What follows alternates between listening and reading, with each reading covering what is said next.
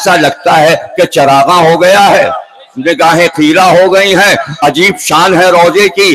اندر جا کے روزے کو دیکھیے آپ تو بالکل ایسے بنایا گیا ہے جیسے ایک شیر بیٹھا ہوا. چونکہ پورا سونے کا ہے نا تو زرد رنگ کا شیر ہوتا ہے، ایسا لگتا ہے ایک شیر ببر بیٹھا ہوا ہے. اور پھر زری پہ نظر جاتی ہے تو آج یہ عالم ہے بابا، آج یہ عالم ہے روزے نجف کے معجزے. اللہ اکبر. مرہ بن قیس بیٹھا تھا دربار میں، کہنے لگا ہمارے اجداد کو کس نے مارا؟ لوگوں نے کہا علی نے مارا. کہاں رہتا ہے؟ کہا وہ تو نجف میں ہے، اس کی قبر ہے. کہا اچھا میں اس سے بدلہ لوں گا. پہنچ گیا نجف اور جا کے زری کے سامنے کہنے لگا اٹھو، تم نے میرے اجداد کو مارا، تم نے میرے اجداد کو مارا، اب اٹھو تم، میں تم سے بدلہ لینے آیا ہوں. اور جا کے زری کے سامنے رک گیا. وہیں زری کے پاس سے 2 انگلیاں نکلیں،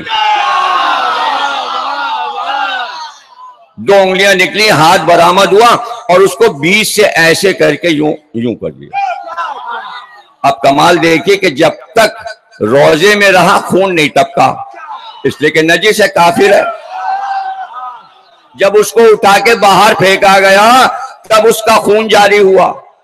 لوگ جمع ہو گئے، کس نے مارا، کس نے مارا، کس نے مارا؟ کہ دیکھا ہی نہیں گیا کس نے مارا.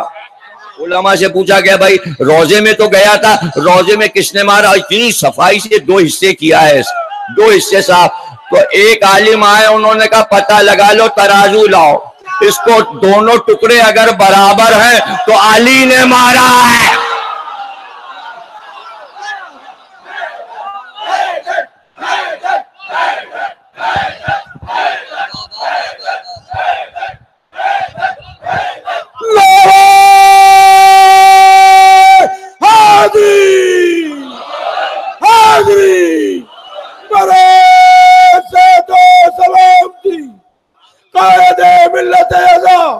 حضرت علامہ ڈاکٹر ضمیر اختر نقوی، نعرہ سلوات.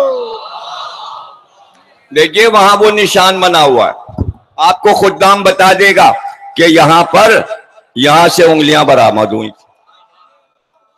اور اس طرح یہ مارا گیا. اب لکھا کہاں ہے؟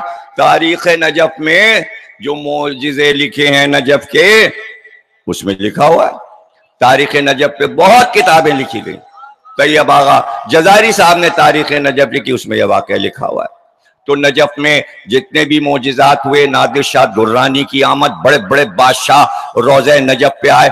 کوئی دنیا کا ایسا بھی بادشاہ ہے جو نجف نہ آیا ہو؟